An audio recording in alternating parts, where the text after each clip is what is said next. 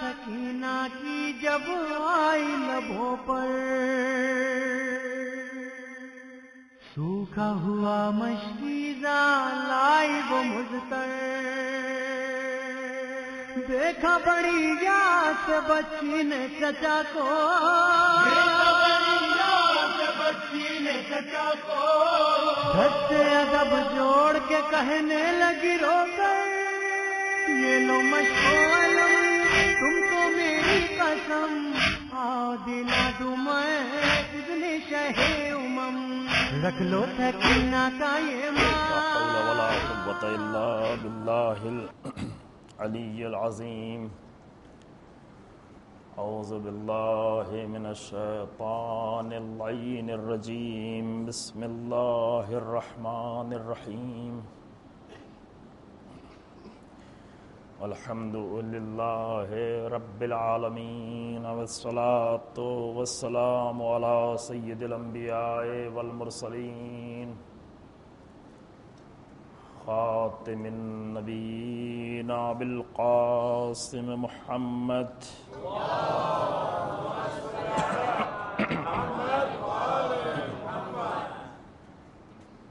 ثم الصلاة والسلام على أهل بيته الأطيبين الأطهرين المعصومين المظلومين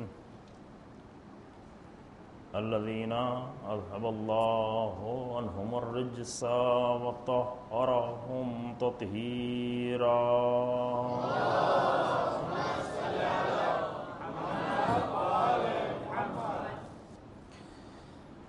ولعنة الله على أعدائهم أجمعين، أما بعد، فقد قال حسين بن علي عليهما الصلاة والسلام: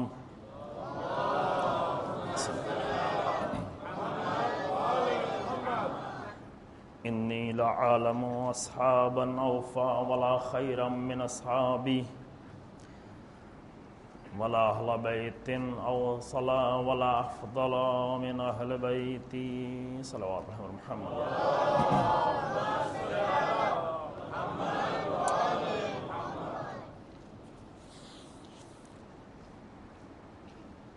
سید الشہداء حضرت امام حسین علیہ الصلوۃ والسلام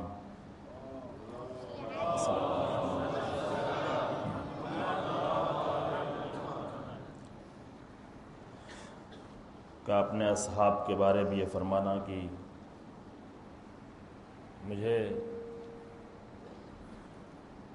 اپنے اصحاب سے بہتر اور باوفادار تر اصحاب نہیں معلوم، اور میرے اہل بیت سے اچھے اور بہتر اہل بیت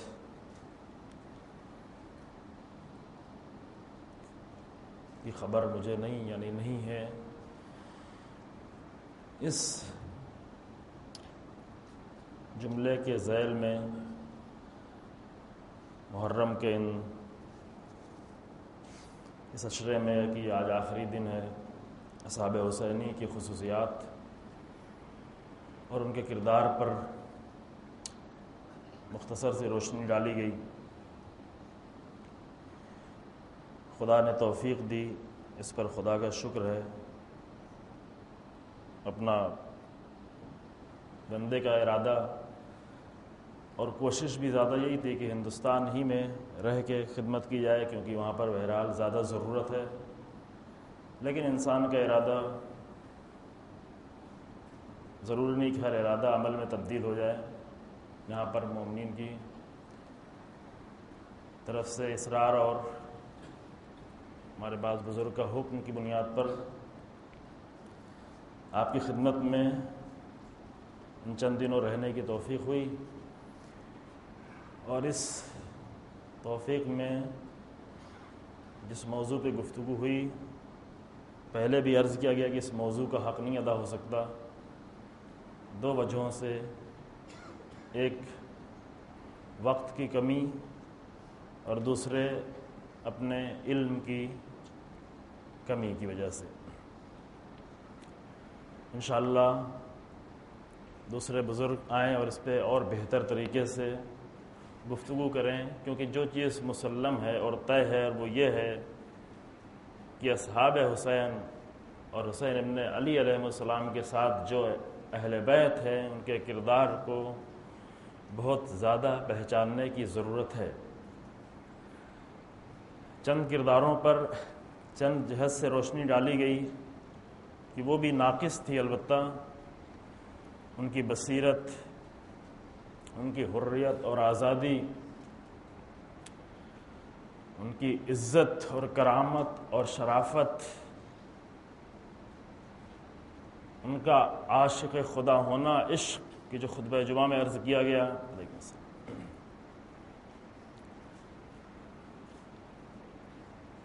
اگر ایک محرم گزرے اور ایک محرم میں کسی ایک کردار کو بھی اپنا لیا جائے اہل بیت علیہ السلام کے اور اصحاب حسینی کے کسی ایک کردار کو صحیح طریقے سے اپنا لیا جائے تو چند سال جاتے جاتے ہمارے جوان کچھ اور ہوں گے، ہماری سوسائٹی کچھ اور ہوگی، ہمارا معاشرہ کچھ اور ہوگا۔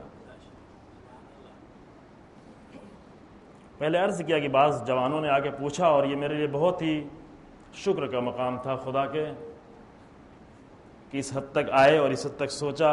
بعض لوگوں نے خط لکھے، بہت تفصیلی مفصل خط لکھے، بعض خطوں نے تو مجھے رلا بھی دیا، یعنی اس طرح سے انہوں نے لکھا مجھے اپنی ذمہ داری کا احساس اور زیادہ ہونے لگا اس کو پڑھ کر۔ ایک ایک پوائنٹ کو لکھا جو سمجھا۔ مثلا ایک چند بہنوں اور بھائیوں نے مل کے خط لکھا میرے پاس، وہ پوری مجلسوں میں جو میں نے پڑھا اس کے ایک ایک پوائنٹ کو لکھا کہ یہ ہم نے سمجھا ہے، اور الحمدللہ بہت اچھا سمجھا۔ ایسے خط نے واقعاً متاثر کر دیا اور احساس ذمہ داری کو بڑھا دیا۔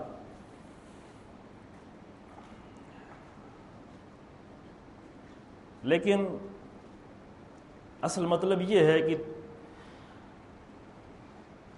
کہ طریقہ بھی یہی ہے، ایک ساتھ انسان ایک دن میں نہیں بن سکتا، ایک دن میں انسان حبیب نے مظاہر نہیں بن سکتا، ایک دن میں حر نہیں بن سکتا۔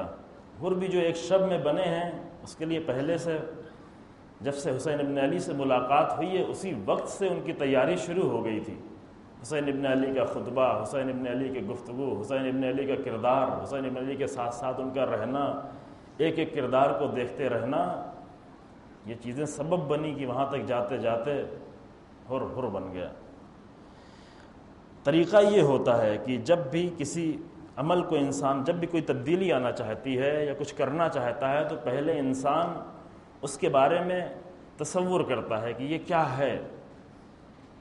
کوئی بھی عمل جب انسان انجام دینا چاہتا ہے یا کسی عمل کو انجام دے رہا ہو یا کسی عمل کو تبدیل کرنا چاہ رہا ہو تو اس کا طریقہ کہ پہلے اس کے بارے میں سوچتا ہے، فکر اس کے ذہن میں، تصور، کنسیپٹ ایک آتا ہے اس کے ذہن میں۔ یہ جب تک اس کے ذہن میں کوئی تصور ہی نہیں آئے، پھر اس سے امید نہیں رکھیں، یعنی جب تک اس کے ذہن میں کوئی بات پہنچے ہی نہیں، کہیں سے ڈالی ہی نہیں جائے، کوئی تذکرہ ہی نہ ہو اور وہ خود بھی اپنے ذہن میں وہ تصور نہ لا سکے، پھر یہ نہیں سوچا جا سکتا کہ یہاں تبدیلی آ جائے گی۔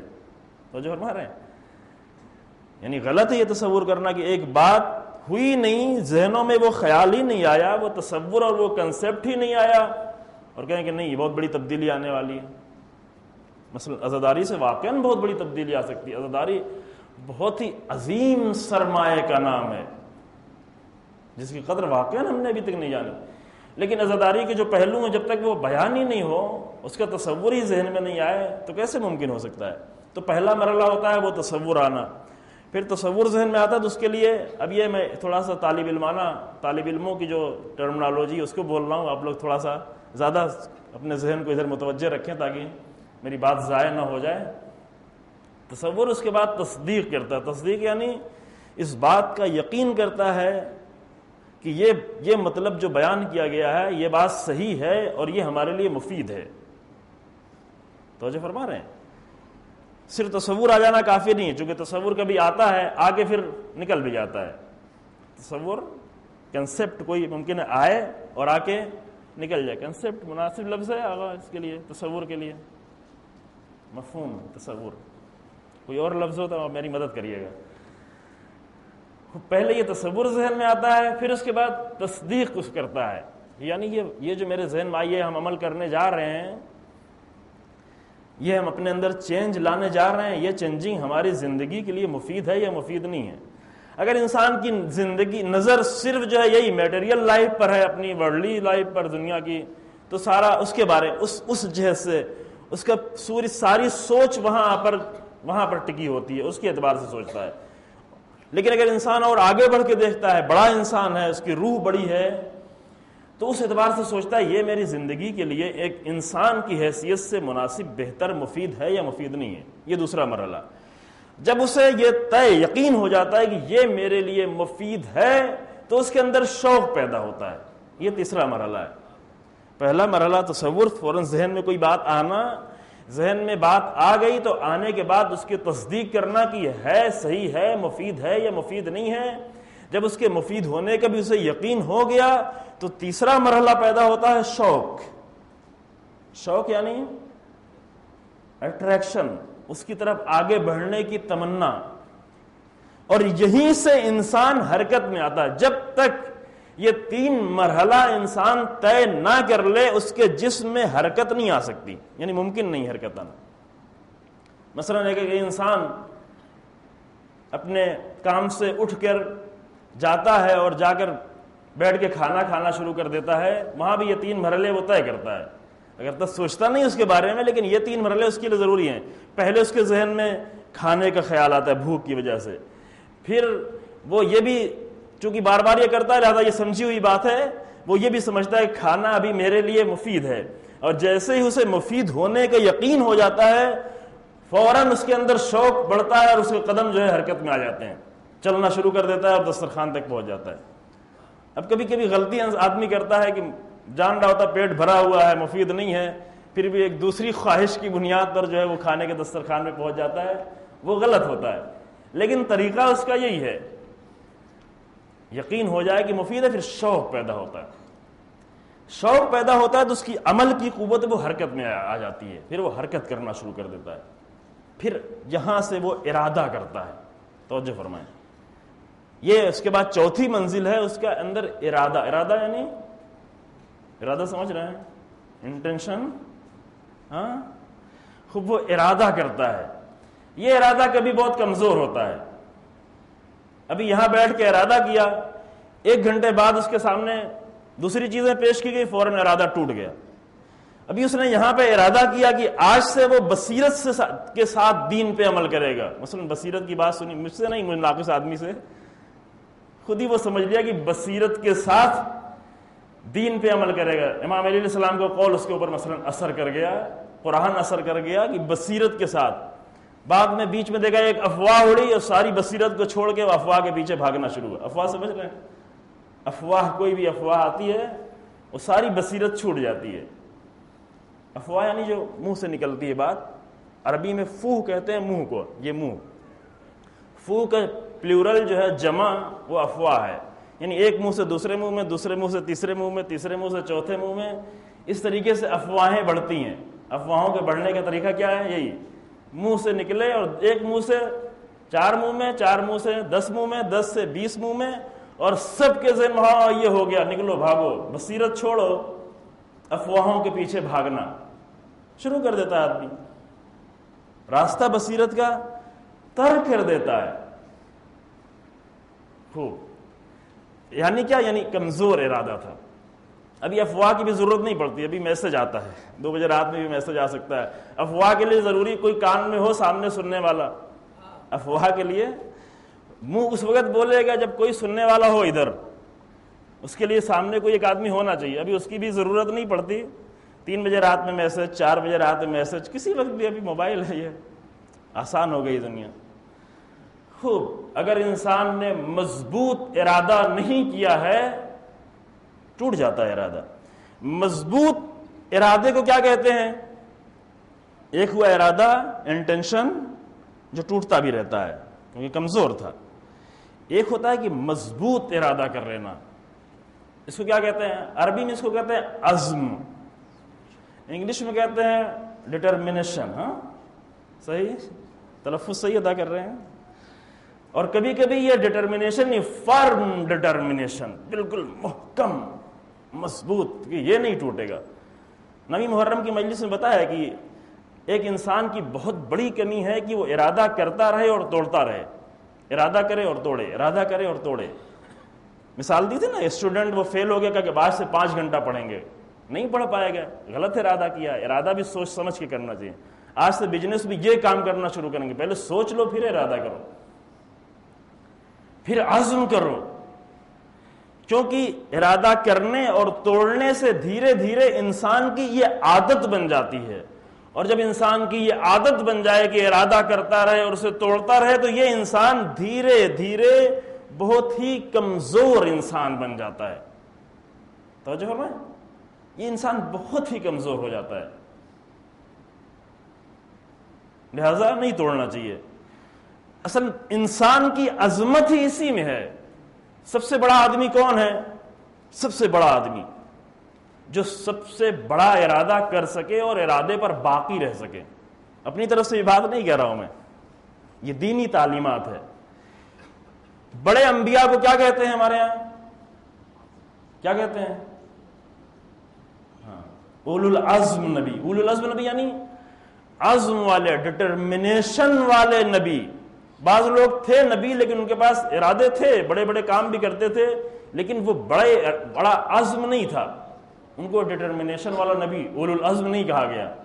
کہا گیا نا، کچھ نبی کو کہا گیا یہ عزم، اولو العزم، اولو یعنی صاحب، مالک، عزم کا مالک نبی ہے یہ۔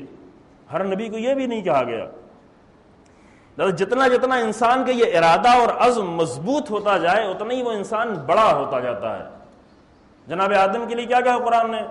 قرآن نے کہا کہ جناب آدم سے کہا گیا کہ اس درخت کے پاس نہیں جانا، یہ تمہارے لیے نقصان دہ ہے۔ لیکن کیا ہوا؟ شیطان نے آ کر ان کو وسوسہ ڈالا دل میں اور وہ درخت کے پاس چلے گئے۔ قرآن نے کہا فلم نجد لہو عزما، عزم نہیں تھا، ہم نے آدم کے اندر عزم نہیں دیکھا، لہذا آدم اولو العزم نبی نہیں ہے۔ اولو العزم نبی کتنے ہیں؟ بچوں سے پوچھے بہتر ہے، ورنہ بڑوں کی خدمت میں جو ہے وہ جسارت ہوگی۔ 5 ہے نا، 5 نبی ہیں۔ پہلا اولو العزم نبی کون؟ نوح۔ احسن، نوح، جو اتنا زیادہ عزم جس کا تھا کہ قرآن کی لفظ 1000 سنہ الا 50، جنہوں نے 1000 میں سے 50 سال کم، 1000 الا 50 یعنی 950 سال تبلیغ کی۔ ابھی بعض لوگ گھبرا جاتے ہیں کہ بھائی کچھ لوگوں کو ہماری بات پسند نہیں آ رہی ہے تو اب نہیں آنا، یہاں نہیں، اچھی بات نہیں ہے۔ نہیں گھبرانا چاہیے۔ اگر ہر ایک کو آپ کی بات پسند آ جائے تو یعنی کچھ گڑبڑ ہے، کہیں غلطی ہوئی ہے۔ ہوتا ہے نا بعض ہمارے ذاکرین اور خطبہ کے درمیان میں آتے ہیں، مثلا مجلس پڑھ کے سب کو پسند تھی، بہت تعریف ہوئی، سب نے پسند کیا۔ اگر کوئی آگے کہ نہیں سب کو بہت پسند تھی مجلس، اس کا مطلب بیچ میں کہیں کچھ گڑبڑ تھی، یعنی نبی والا کام نہیں کیا ہے، کچھ بھی کیا ہے لیکن نبی والا کام نہیں کیا۔ نبی کی بات ہر ایک کو نہیں پسند آتی تھی۔ عالم کیا ہے؟ العلماء امناء الرسول، رسول کا امین بنا کر تمہیں بھیجا گیا۔ اگر تمہاری بات سبھی کو پسند آنے لگے، ہاں یہ اس زمانے میں ہو سکتا ہے جب سب کے سب بہت ہی عارف اور بصیرت والے ہو جائیں، لیکن اگر سب ایسے نہیں ہیں تو کچھ لوگوں کو ناپسند ہونا چاہیے۔ صحیح ہونے کی دلیل یہ ہے کہ کچھ لوگوں کو ناپسند ہو۔ جناب نوح کیا کرتے تھے؟ 950 سال تبلیغ، اور 950 سال کے بعد جب کشتی بنائی، اس کشتی میں کتنے لوگ آئے؟ only 70 لوگ یا 90 لوگ، ہاں کشتی میں آئے 90 لوگ، 950 سال تبلیغ، آنے والے 90 لوگ، لیکن کتنا اولو العزم نبی تھا، اولو العزم نبی تھا۔ بس ضروری ہے انسان عزم کرے، چوتھے مرحلے میں آ کر عزم کرے، ارادہ، اور ارادے کے بعد 5واں مرحلہ عزم کا، ڈٹرمنیشن۔ کربلا، اب میں یہاں پہ زیادہ نہیں گفتگو کرنا چاہتا کیونکہ آج میں زیادہ دوسرے موضوع گفتگو کرنا چاہ رہا ہوں۔ کربلا سے کیا ایک سیکھ سکتا ہے انسان؟ کربلا والوں کا ایک کردار کیا ہے؟ بہت ہی اولو العزم لوگ تھے۔ کربلا کے لوگ بھی اولو العزم تھے۔ اولو العزم نبی نہیں تھے لیکن اولو العزم امام تھے، اولو العزم انسان تھے، اولو العزم خدا کے بندے تھے۔ بہت ہی بڑے ارادے تھے، ان کے ارادوں کو کوئی بھی نہیں توڑ پایا۔ کربلا میں ہر طرح کی توڑنے کی کوشش کی گئی، ارادوں کی ہر طرح سے خوف مسلط کیا گیا، مارا گیا، ہر کام کیا گیا کہ ایک کا ارادہ توڑ دے، لیکن اصحاب کربلا کے کسی بھی صحابی کا ایک لمحے کے لیے ارادہ نہیں ٹوٹا ارادہ۔ ایک شتربان تھا امام حسین السلام کے ساتھ، وہ بھی آیا، صحابی نہیں تھا، تو جب اس سے کرائے پہ اونٹ لیا تھا۔ اونٹ سفر میں اونٹ کو کرائے پہ لیا جاتا نا، اتنے سارے اونٹ ساتھ میں نہیں ہوتے۔ وہ آخر عاشور کے دن یا شب عاشور میں اس کو یقین ہو اب تو یہاں پہ کچھ بچنے کی آرزو ممکن نہیں ہے بچنا، اس نے آگے کہا کہ مولا میرا حساب کر دے، میں جا رہا ہوں۔ وہ صحابی نہیں تھا، اونٹ کرائے پہ لے کے آیا تھا، اس نے آگے اپنا حساب کرایا اور وہاں سے چلا گیا۔ تھوڑی دور گیا اور جا کر ڈاکوؤں نے اس پہ حملہ کیا، اس کا پیسہ بھی لیا اور اونٹ بھی لیا اور اس کو بھی جان سے مار دیا اور ختم۔ خوب ایک کرائے پہ دینے والے گاڑی اس زمانے میں گاڑی یعنی اونٹ کرائے پہ دینے، اس کرائے والے کا ارادہ ٹوٹ سکتا ہے، وہ بھی چاہتا تو وہاں پہ رک جاتا اگر اس کے پاس ارادہ ہوتا۔ بہت سے لشکر یزید میں بہت سے ایسے افراد تھے کہ جن کا دل حسین ابن علی کے ساتھ تھا، لیکن تلواریں حسین ابن علی کے مقابلے میں لے کے آ گئے تھے۔ کیوں؟ اس لیے کہ عزم نہیں تھا ان کے اندر۔ اور یہ ہمیشہ ہوتا ہے عزیزو، بہت سے لوگ ان کا دل حسین ابن علی کے ساتھ ہوتا ہے، کیونکہ یہ ممکن نہیں حسین ابن علی سے دل ہٹ جائے، چاہتے ہیں، محبت کرتے ہیں، لیکن جب عمل کی منزل آتی ہے تو ہر کام وہ کرتے ہیں کہ جو یزیدی لشکر کے صفات ہوا کرتے ہیں۔ یہ ممکن ہے، یہ ہر زمانے میں ممکن ہے۔ تو جو فرمایا آپ نے، یہ ہو سکتا ہے۔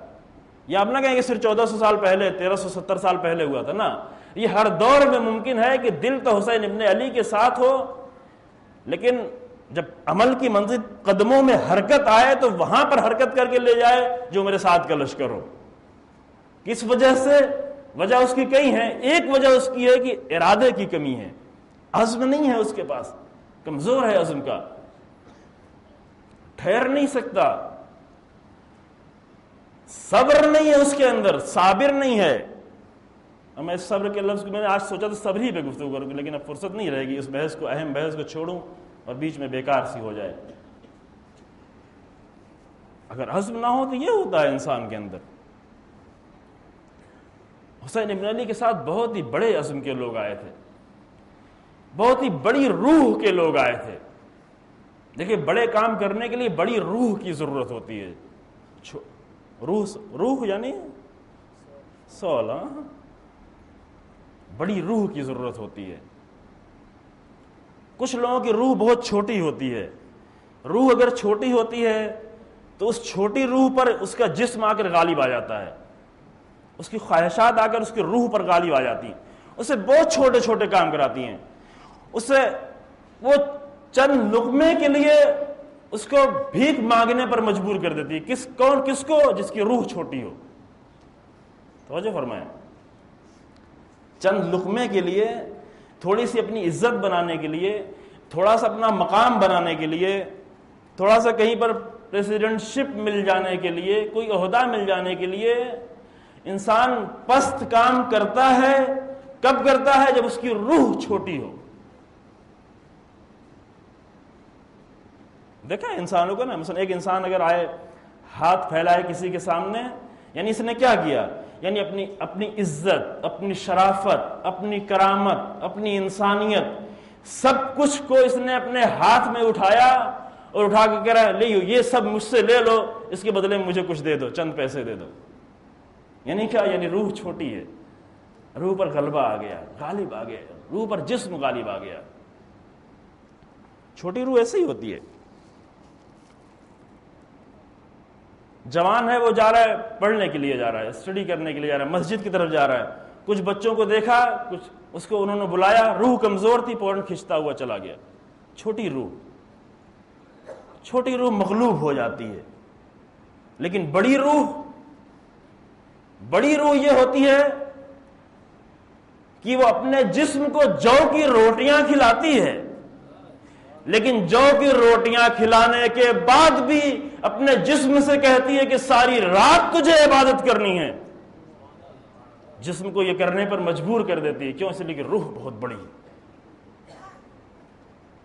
یہ کام چھوٹی روح نہیں کر سکتی.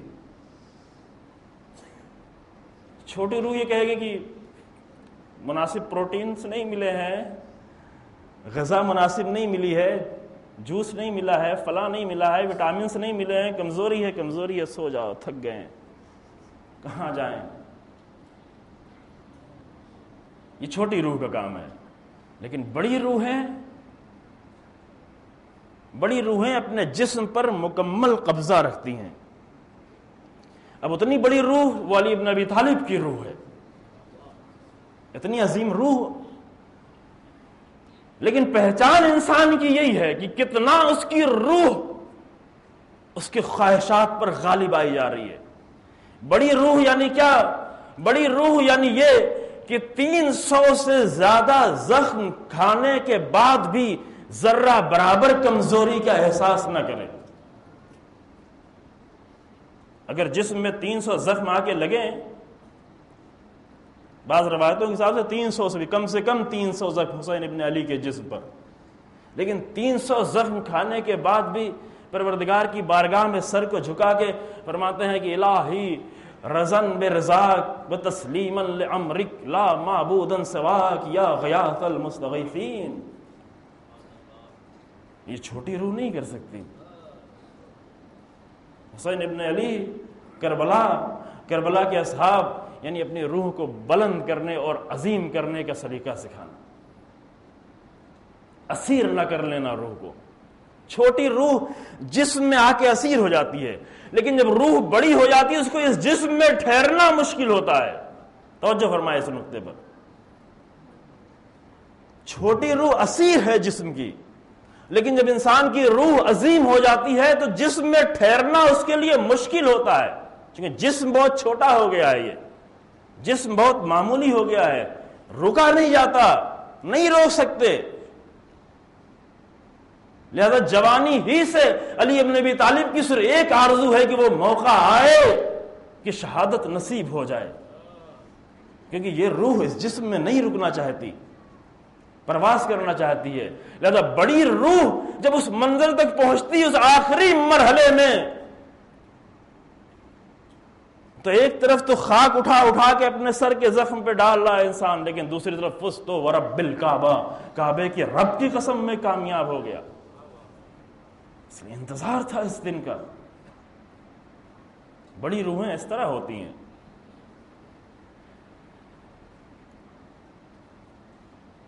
ایک واقعہ میں نے تھوڑا سا ذکر کیا تھا 6 محرم کو، لیکن آج اس کو اور بتاتے ہیں. واقعہ نہیں، ایک مسئلہ، اور یہی جناب زینب سلام اللہ علیہ نے شب عاشور میں جب بھائی کے شہادت کی خبر سنی، یاد ہے نا عرض کیا تھا، بھائی کے شہادت کی، صرف شہادت کی خبر سنی تو غش کھا کر زمین پہ گر پڑی. لیکن اس وقت حسین ابن علی نے جناب زینب کو صرف ایک احساس دلایا، بہن صبر، بہن تمہاری ذمہ داری بہت بڑی آنے والی. اس احساس سے ذمہ داری نے، سینس آف ریسپانسبلٹی، اس احساس سے ذمہ داری نے شب عاشور سے لے کر عصر عاشور تک زینب کو اتنا عظیم بنا دیا. بڑی ذمہ داریاں معمولی روح کو نہیں دی جاتی، بڑے عظیم روح کو دی جاتی، جن کے پاس عظیم روح کا سرمایہ موجود ہے. پھر زینب کیا ہو گئی ہیں، یہ بیوی کیا ہو گئی ہے، یعنی اس قدر صابر، اس قدر عظیم عزم کا مظاہرہ کیا ہے جناب زینب سلام اللہ علیہ نے کہ ہم جیسے ناقص انسانوں کے لیے ان تمام چیزوں کو سوچ لینا بھی مشکل ہے عزیزو، تصور کر پانا مشکل ہے. ہم ایک ایک واقعہ بیچ اس پوری تاریخ کا کہیں کہیں سے ایک ایک واقعہ سنتے ہیں اور آنسو آ جاتا ہے آنکھوں میں. لیکن اگر شروع سے عصر عاشور سے لے کر شام کے زندان تک ایک ساتھ زینب کو دیکھیں، علی کی بیٹی زینب کیا ہے یہ بی بی؟ یہ عظیم روح کا کارنامہ ہے عزیز، وہ روح کی جس کے اوپر 3 دن کی پیاس غالب نہیں آ پائی، وہ روح کی جس کے اوپر 3 دن کی بھوک غالب نہیں آ پائی، وہ روح جس کے اوپر اتنے خون، اتنا قتل، اتنی شہادتیں اس نے اس کو متاثر نہیں کر پائیں، وہ بی بی روئی ہے۔ رونا ایک نیچرل چیز ہے رونا، لیکن ایک لمحے کے لیے یہ کربلا کے تمام واقعات زینب کو کمزور نہیں کر پائے۔ اگر کوئی پوری تاریخ میں کوئی واقعہ ایسا ملے تو بتائیں کہ جہاں اس بی بی میں ایک لمحے کے لیے کمزوری پیدا ہوئی۔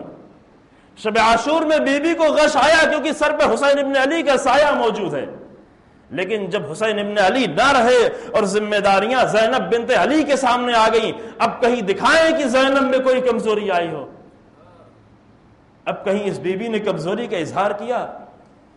عصر عاشور میں بھائی کی شہادت اپنے آنکھوں سے دیکھی، لیکن زینب نے کیا کیا؟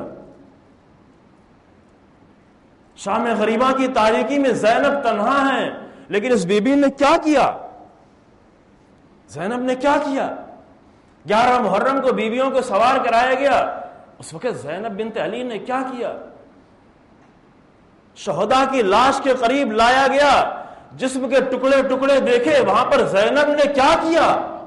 یہ سب ایک ساتھ دیکھیں تو سمجھ میں آئے کہ زینب بنت علی کیا ہے۔ جب سید سجاد کی روح قفص عنصری سے پرواز ہونے کو ہوئی، اس وقت زینب بنت علی نے کیا کیا؟ کربلا سے کوفہ کے راستے میں اور جب کوفے کے بازار میں داخل ہونا پڑا تو زینب بنت علی نے کیا کیا؟ کہیں یہ بی بی کمزور ہوئی، کہیں ارادہ ٹوٹا، کہیں عزم کو توڑا جا سکا؟ ابن زیاد نے چاہا کہ زینب کے عزم کو توڑ دے اپنے جملوں کے ذریعے سے، لیکن زینب کا جواب کیا تھا؟ اس بی بی نے کیا کیا؟ اور کوفہ تو مسلمانوں کی بستی تھی، جب شام میں داخل کیا گیا وہاں پر بی بی کا عزم جا کے دیکھیں کیا تھا۔ جب جناب زینب پر آگ، لکڑی اور پتھروں کی بارش کی گئی اور بی بی اپنی آنکھوں سے یہ منظر تمام بیویوں کے ساتھ دیکھتی رہی، اس وقت جناب زینب نے کیا کیا؟ جب زینب کی نظر بار بار اٹھتی تھی اپنے بھائی کے لاش کی اور اپنے بھائی کے سر کی طرف، اس وقت یہ بی بی کا عزم کیا تھا؟ جب سید سجاد کی گھبراہٹ کو زینب دیکھتی تھی تو زینب نے کس عزم کا ثبوت دیا؟ جب دربار یزید میں نصرانی اور یہودیوں کے درمیان میں اس بی بی کو داخل کیا گیا اور یزید کے سامنے لے جا کے کھڑا کیا گیا، اس وقت علی کی بیٹی نے کیا کیا؟ زینب بنت علی، زینب یہ ہے۔ جب زندان میں چھوٹے چھوٹے بچے پیاس کی شدت سے گھبرا جاتے تھے تو زینب بنت علی کیا کرتی تھی؟ جب 4 برس کی بچی زندان کی مصیبتیں صبر کرتے کرتے اس دنیا سے گزر گئی، اس وقت زینب بنت علی نے کیا کیا؟ یہ علی ابن ابی طالب کی بیٹی زینب، یہ عزم کا پہاڑ۔ اس بی بی کو آ کر انبیاء بھی سلام کریں اور کیا، اس بی بی کو آ کر فرشتوں نے سلام کیا اور کریں اور قیامت تک کرتے رہیں، اس لیے کہ زینب ہے وہ بی بی کی جس کو آ کر سلام کیا جائے۔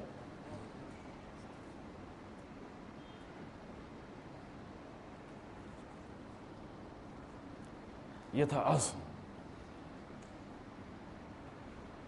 یہ تھا اس قدر مضبوط ارادہ کرنا کہ جیسے حسین ابن علی خیمے سے رخصت ہو رہے ہیں، زینب ایک طرف اپنے بھائی کی فکر کر رہی ہے کہ میرا بھائی جا رہا ہے، دوسری طرف زینب کو یہ فکر ہے کہ اس کے بعد اب کیا ہوگا،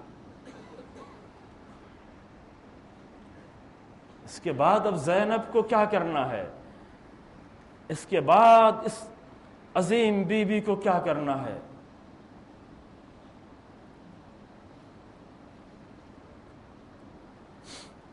آپ نے سنا مجلس میں، اس کے پہلے انگلش میں، کربلا کا دوسرا فیس، دوسرا چہرہ، دوسرا کردار، اس کردار کی سپہ سالار زینب بنت علی۔ امام سجاد علیہ السلام جب جناب زینب نے کوفے میں خطبہ دیا ہے تو فرماتے ہیں انت عالمۃ غیر معلمہ وانت فاہمۃ غیر مفہمہ، اے میری پھوپھی اب خاموش ہو جائیں، بس کافی ہے، آپ ایسی عالمہ ہیں کہ جس کو پڑھانے کی ضرورت نہیں ہے۔ غیر معلمہ، بغیر پڑھائے ہوئے سب کچھ سمجھا ہے اس بی بی نے۔ وفاہمۃ غیر مفہمہ، جس کو بار بار سمجھانے کی ضرورت نہیں، سمجھایا جائے اور نہ سمجھ میں آئے، نہ بغیر سمجھائے ہوئے یہ بی بی سب کچھ سمجھی ہوئی ہے۔ یہ کوئی عام انسان نہیں کہہ رہا ہے، یہ سید سجاد کی زبان بول رہی ہے، یہ زینب بنت علی۔ عزیزو، کربلا سے ریلیٹڈ ختم کرتے ہیں گفتگو۔ کربلا سے ریلیٹڈ 4 کردار ہیں، پہلے ہی دن گفتگو ہوئی تھی، 4 کردار ہیں کربلا سے متعلق، اور وہ 4 کردار ہمیشہ جاری ہیں، رکنے والے نہیں ہیں کبھی، 4 کردار ہمیشہ باقی ہیں۔ ایک کردار ہے یزیدیت کا کردار، یزیدیت کا کردار، یزیدی لشکر کا کردار، ابن زیاد کا کردار۔ اس کردار کو بھی سمجھنے کی ضرورت ہے، لیکن اس سے بھی زیادہ سمجھنے کی ضرورت ہے دوسرے کردار کی، اور وہ ہے کوفیت کا کردار، اہل کوفہ کا کردار۔ اسے بھی زیادہ، بہت زیادہ سمجھنے کی ضرورت ہے۔ یہ بھی کردار جاری رہتا ہے، یعنی کوفیت کا کردار یعنی وہی جس کا دل حسین ابن علی کے ساتھ ہو لیکن تلواریں حسین ابن علی کے مقابلے میں کھڑی ہو جائیں، یہ کوفیت کا کردار۔ ایک جملے میں یہ کہا گیا ہے، اس کو بہت کھولنے کی ضرورت ہے۔ کوفیت کا کردار کیا تھا؟ کوفہ کیسے کوفہ ایسا بنا؟ کوفیت کیسے اس طرح کوفیت میں تبدیل ہوئی؟ جملہ پہلے کہہ چکا ہوں کہ کس طریقے سے علی ابن ابی طالب کا کوفہ 20 سالوں کے اندر زینب بنت علی کا کوفہ بن گیا۔ یہ کوفیت کا کردار ہے، یہ بھی جاری رہتا ہے۔ اور اس سے بھی زیادہ اہم کردار تیسرا حسینیت اور اصحاب حسینی کا کردار ہے، یہ بھی پہچاننے کی ضرورت ہے۔ جب تک نہ پہچانا جائے اپنایا نہیں جا سکتا۔ ایسا نہیں کہ نہیں اپنانا چاہتے، اپنانا چاہتے ہیں، لیکن چونکہ پہچانوایا نہیں گیا ہے اس لیے نہیں اپنا سکتے۔ اصحاب حسینی اور حسین ابن علی کا کردار، یہ تیسرا کردار۔ اور چوتھا کردار ہے زینبی کردار۔ یہ کردار ابھی باقی ہے، جگہ بھی خالی ہے، یعنی نہیں یہ کردار ادا کیا جا رہا ہے لہذا ہم خاموش مطمئن بیٹھے رہیں کہ ہو گیا ہماری ذمہ داری ختم، ہم نے تو رو لیا، ہم نے تو گریہ کر لیا۔ نہیں، زینبی کردار باقی ہے۔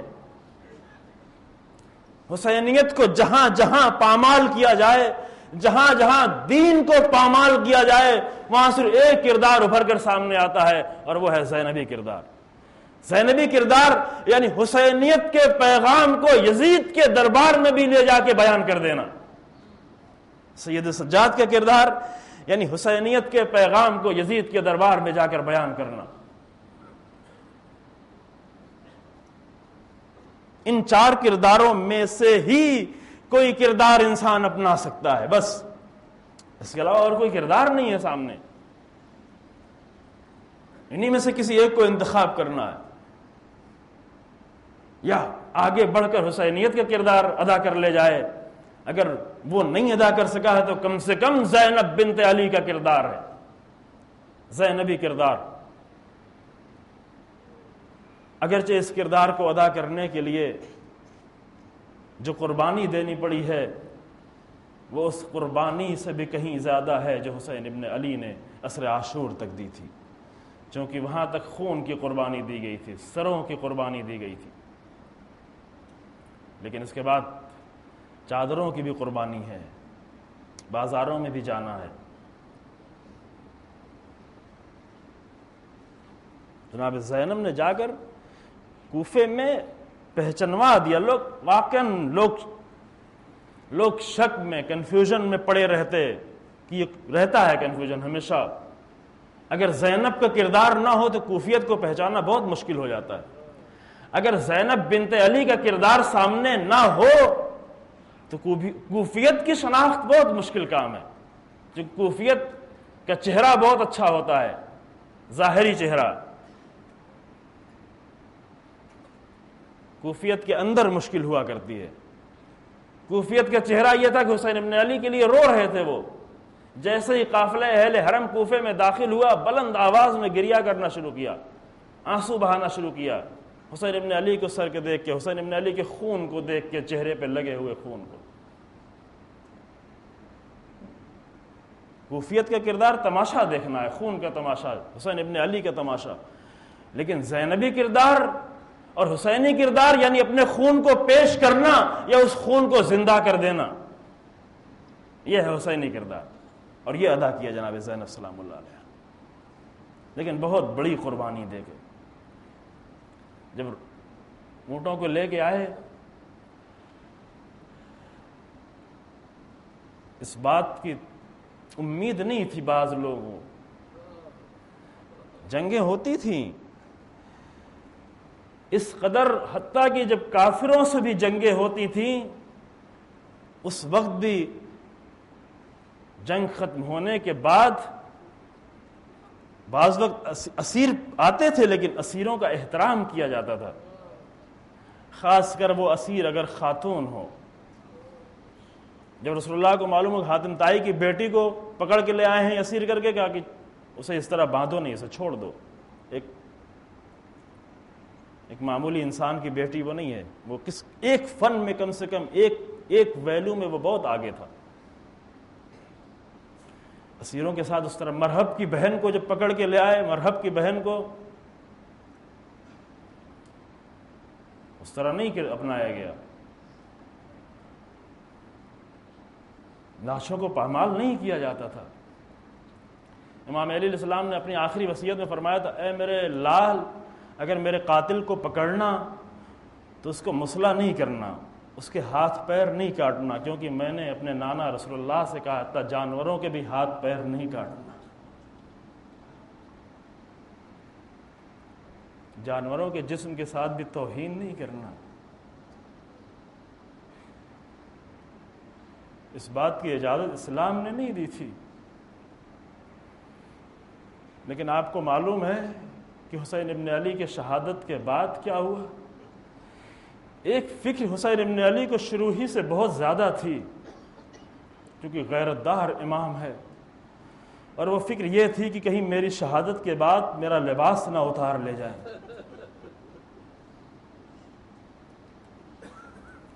پیغمبر اکرم صلی اللہ علیہ وسلم جب بہت چھوٹے سے تھے، چند سال کے، 4-5 سالوں کے، دوسرے بچوں کے ساتھ کام کر رہے تھے، کسی کا کام ہو رہا تھا اور وہ پتھر اٹھا کے اسے دے رہے تھے اپنے دامن میں، عربی لباس اپنے دامن میں پتھر اٹھا کے دے رہے تھے، وہ اپنا گھر بنا رہا تھا کوئی شخص۔ رسول اللہ نے بھی چاہا کہ دوسرے بچوں کے ساتھ پتھر میں کچھ ٹکڑے اٹھائیں، فرشتوں نے آ کر فوراً دامن کو پکڑ کر نیچے کر دیا تاکہ پیر کا کچھ حصہ کھلنے نہ پائے۔ رسول اللہ کے پیروں اور ٹانک کا تھوڑا سا حصہ کھلنے نہ پائے، اس بچپن میں یہ اہتمام کیا گیا کہ فرشتہ بھیجا گیا اور آ کے دامن کو پکڑ کے نیچے کر دیا گیا۔ اسی رسول کا نواسا ہے حسین۔ حسین ابن علی نے جب رخصت ہونا چاہا تو کہا میری بہن زینب مجھے ایک بوسیدہ لباس لا کے دے دو تاکہ میں اسے اندر پہن لوں، کیونکہ مجھے ڈر ہے اس بات کا کہ کہیں میرا لباس چھین کے نہ لے جائیں تاکہ میرا وہ بوسیدہ لباس باقی رہ جائے۔ ایک لباس لایا گیا، اسے پہننا چاہا، پہنا، دیکھا تنگ ہے لباس، جسم میں بہت فٹ آ رہا ہے، فٹ تنگ لباس، کہا کہ بہن نہیں اسے لے جاؤ، یہ ذلیلوں کا لباس ہے، دوسرا لباس لے آؤ، یہ تنگ لباس واپس لے جاؤ۔ دوسرا لباس آیا، دوسرے لباس کو جگہ جگہ سے پھاڑا، کیونکہ صرف ایک فکر ہے۔ حسین ابن علی کو اپنے جسم کے زخموں کی اتنی فکر نہیں ہے، شہادت کی فکر نہیں، لیکن ایک فکر ہے کہ میری شہادت کے بعد میرے جسم کو عریاں نہ کر دیا جائے، کیونکہ یہ حسین ابن علی کا لاشا ہے۔ لیکن شہادت کے بعد ظالموں نے حملہ کیا، کوئی امامہ اٹھا کر لے گیا، کوئی ردا چھین کے لے گیا، کسی نے لباس کو چھینا، کسی نے انگوٹھی اتاری، اور یہ سارا منظر زینب بنت علی کو دیکھنا پڑا۔ جب 11 محرم کو بی بی آئی لاش پر، حسین ابن علی کی لاش کے قریب آئی تو مرثیہ پڑھا، آنتا آخر حسین، کیا تم میرے ماجائے حسین ہو؟ اگر تم میرے بھائی حسین ہو تو تمہارے سر پہ وہ امامہ کا ہے، نانا کا امامہ۔ اور اس کے بعد جناب زینب کی عظیم روح گھٹنوں کو زمین پر رکھا، اپنے بھائی کی لاش کو اپنی نظروں کے سامنے رکھا، سر کو بلند کیا، آواز دی اللہم تقبل منا ھذا القربان، اے میرے پروردگار ہماری اس قربانی کو قبول کر لے۔ بعض روایتوں میں یہ ہے کہ اللہم تقبل